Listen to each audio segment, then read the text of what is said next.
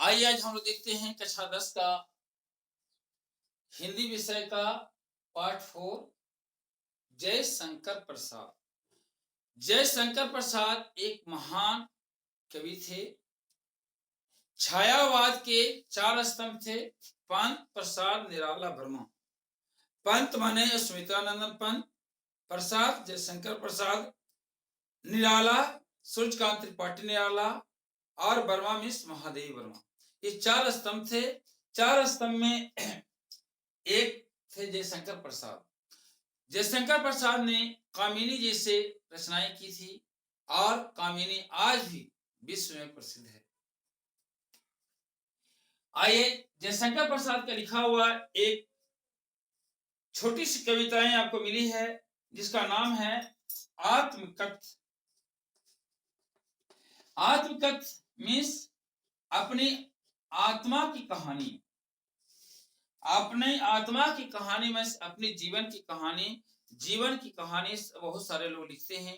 जो ही महान बने हैं वो अपने जीवन की कहानी लिखते हैं और जीवन की कहानी लिखने से अपने जीवन को तो पता लगता ही है, हमारे जीवन कहां से चलकर कहां तक आए ये पता चलता है। साथ साथ आने वाली पीढ़ी को इसका दर्शन हो पाता है कि हमारे पूर्वज किस जगह से चलकर किस जगह पहुंचे हैं और हमें आज किस जगह से चलकर किस जगह तक पहुंचना है।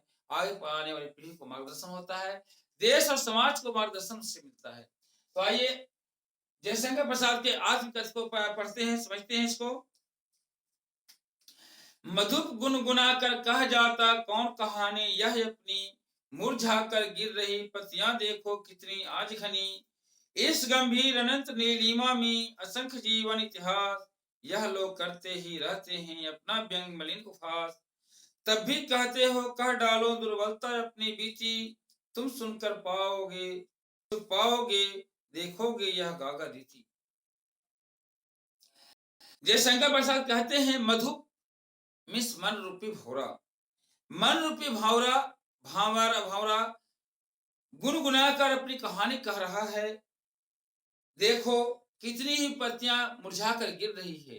पत्तियां अर्थात लोग, कितने लोग जो है एक समय हंसते खेलते थे लेकिन आज मुरझा करके दुनिया से विदा हो रहे हैं। इस गंभीर अनंत नीलिमा में, अनंत नीलिमा अनंत आकाश, इस आकाश में असंख्य जीवन इतिहास छिपा हुआ, इस आकाश में अनेकों जीवन का इतिहास छिपा हुआ है। यह लोग करते ही रहते हैं अपना व्यंग मलिन उपहास। ये सभी इतिहास जो है वो हमारा माया उपहास करता रहता है। ये हमारी मन रूपी भौरा ये कहता है अपनी कहानी लिखने के लिए, लेकिन मैं क्या कहानी लिखूं। इसमें बहुत सारे इस आकाश में, इस ब्रह्मांड में अनेकों इतिहास छिपे हुए हैं और उनको इतिहास के सामने हमारा इतिहास कुछ भी नहीं है, हमारा जीवन कुछ नहीं है। इसलिए ये सभी मेरा उपहास करते रहते हैं। कहते हो कह डालो दुर्बलता अपनी बीती, इतना होने के बाद भी तुम कहते हो अपनी कहानी कह ले, तुम सुनकर सुख पाओगे देखोगे यह गागा रीति। तो शायद मन रूपी भौरा तुम्हें सुख मिल सकता है लेकिन मुझे नहीं मिलेगा, यह गागा रीति के समान होगा। गागा रीति क्या है? गागा रीति है, गागा अपने आप को सबको पानी पिलाता है लेकिन खुद वो भूखा प्यासा रहता है। तो कवि जयशंकर प्रसाद कहते हैं शायद तुम लोगों को सुख मिल जाए लेकिन मुझे तो सुख नहीं मिलेगा। क्यों? क्योंकि मेरे जीवन में उस तरह का कुछ भी अच्छी चीज हुई नहीं है जिससे मैं लोगों को कह सकूं। आगे लिखते हैं किंतु कहीं ऐसा ना हो कि तुम ही खाली करने वाले, अपने को समझो मेरा रस ले अपनी भरने वाले। यह विडम्बना अरे शरीर तेरी हंसी उड़ाऊं मैं, भूले अपनी यह प्रवंचना औरों की दिखलाऊं मैं। उज्जवल गाथा कैसे गाऊं मधुर चांदनी रातों की, अरे खिलखिलाकर हंसते होने वाली उन बातों की। मिला कहां वह सुख जिसका मैं स्वप्न देखकर जाग गया, आलिंगन में आते आते मुस्कुराकर भाग गया। कहते किंतु कहीं ऐसा ना हो जाए कि हे मन रूपी भौरा तुम ही खाली करने वाले, तुम ही मेरे अंदर की बात को बाहर निकालने वाले हो, अंदर की बात जो अंदर में है उसे बाहर निकालने वाले हो। ऐसा तुम निकालने की कोशिश कर रहे हो, ये मत समझ लेना कि मैं तो अपने आप को भर लोगे, तुम्हारा भी नहीं भरेगा, क्योंकि मेरे में है ही नहीं जो मैं निकाल करके दूं और तुम्हारा भर जाए, तुम्हारा भी नहीं भरेगा। यह विडंबना अरे सलीलते तेरी हंसी उड़ाऊं। अपनी पत्नी को जो उनके जीवन में थी, दुर्भाग्य से वो नहीं रही, उनको लच करके कहते हैं, हे प्यारी, क्या मैं तुम्हारी हंसी उड़ाऊं? क्या भूले अपनी अपना जो गलती हुई उसको लोगों को दिखाऊं? प्रवंचना, प्रवंचना माने ठगी, लोगों ने जो ठगा है, जो धोखा दिया है, उसको मैं दिखलाऊं? उज्ज्वलता गाथा कैसे, उज्ज्वल गाथा, उज्ज्वल गाथा माने अच्छी बातें, अच्छी कहानियां, अच्छी कहानियां, मधुर चांदनी रातों की मैं कैसे कहूं? मधुर चांदनी जो अच्छी रातें हुई, अच्छी दिन बीते, उसी कहानी में कैसे कहूं? वह खिलखिलाकर हंसते होने वाली उन बातों की, जो बात तुम्हारे और हमारे बीच में हुई, उसके बारे में मैं लोगों को कैसे बताऊं? मिला कहाँ सुख, सुख जिसका मैं सुख, मैं वह सुख वह मिला नहीं मुझे, जिसको मैं देख करके जागा था, जिसको मैं देख करके आगे बढ़ा था कि वह सुख मुझे मिलेगा, लेकिन वह सुख मिला नहीं। वो अरलिंगन, अरलिंगन माने बाहों में आते आते ही वो भाग गया, अर्थात उनकी प्यारी, उनकी जीवन संगिनी पत्नी उनके जीवन में कुछ दिनों के लिए मात्र आई, और वो जितना सुख देना था उतना दी भी नहीं, और वो दुनिया से चली गई।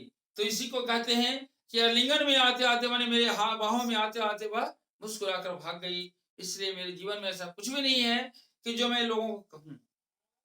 फिर अपनी पत्नी को लश्कर के कहते हैं, जिसके अरुण कपोलों की मत वाली सुंदर छाया में अनुरागनी उषा लेती थी ने सुहाग मधु माया में, उसकी स्मृति पाथे बनी है थके पथिक की पंथा की, सीवन को धेड़ कर देखोगे क्यों मेरी कंथा की, छोटे से जीवन की कैसे बड़ी कथाएं आज कहूं, क्या यह अच्छा नहीं कि औरों को सुनता मैं मौन रहूं? सुनकर क्या तुम भला करोगे मेरी भोली आत्मकथा, अभी समय भी नहीं थका नहीं थकी सोई है मेरी मौन व्यथा।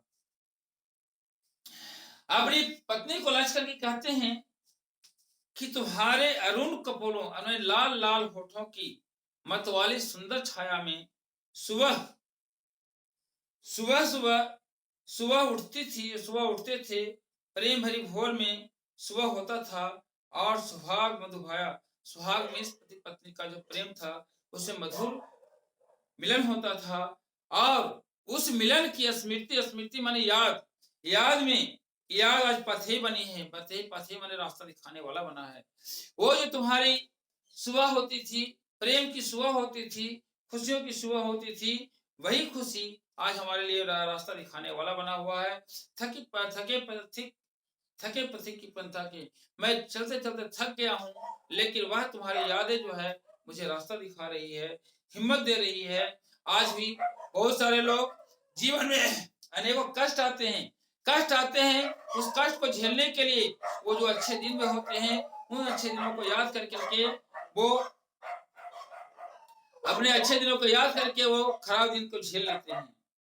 आगे लिखते हैं, सीवन को उधेड़ कर देखोगे क्यों मेरी कंथा की, कंथा माने गुदड़ी। हम लोग देखे हैं पुराने पुराने कपड़ों को मिला करके एक गुदड़ी बनाया जाता है, जिस पर गांव के लोग सोते हैं, तो उसी को कंथा कहा जाता है। तो सीवन माने सिलाई को उखाड़ करके मेरे क्या तुम देखोगे, छोटे से जीवन की कैसे बड़ी कथा आज कहूं। मेरा जीवन बहुत छोटा रहा है, इस छोटे से जीवन की बड़ी कथाएं कैसे कहूं, मैं कैसे बड़ा आत्मकथा लिखूं। क्या यह अच्छा नहीं कि औरों का सुनता मौन रहूं? कभी कहते हैं कि अच्छा नहीं होता कि मैं सभी लोगों का सुनूं और मैं अपने आप चुप रहूं। सुनकर क्या तुम भला करोगे मेरी भोली आत्मकथा, मेरी भोली आत्मकथा, सीधा साधा आत्मकथा को सुन करके मेरा भला क्या तुम कर सकते हो? अर्थात कोई मेरा भला नहीं कर सकता, और अब समय भी नहीं है, अभी यह समय नहीं है, थकी सोई है मेरी मौन व्यथा। मेरी जो कष्ट है वो चुपचाप, मौन माने चुप है, और व्यथा माने दर्द, मेरी व्यथा, मेरी दर्द जो है चुपचाप सोई हुई है। इसलिए अभी समय नहीं है कि अभी हम इस कहानी को कहें, अपने जीवन के आत्मकथा को लिखें। तो इससे जुड़ी हुई कुछ क्वेश्चन आंसर है, जिसे आपको अगले 24 घंटे में करना है। तो नियत रूप से इस पाठ को भी पढ़ें, आज इसमें जुड़े हुए दिए हुए क्वेश्चन आंसर उसे भी करेंगे, साथ साथ में व्हाट्सएप में जो भी भेज रहा हूँ उसे भी याद करें, करते रहें लगातार। अभी आप लोगों का समय है 8 से 10 घंटे लेकर मेहनत करने का। Thank you very much, all the best wishes.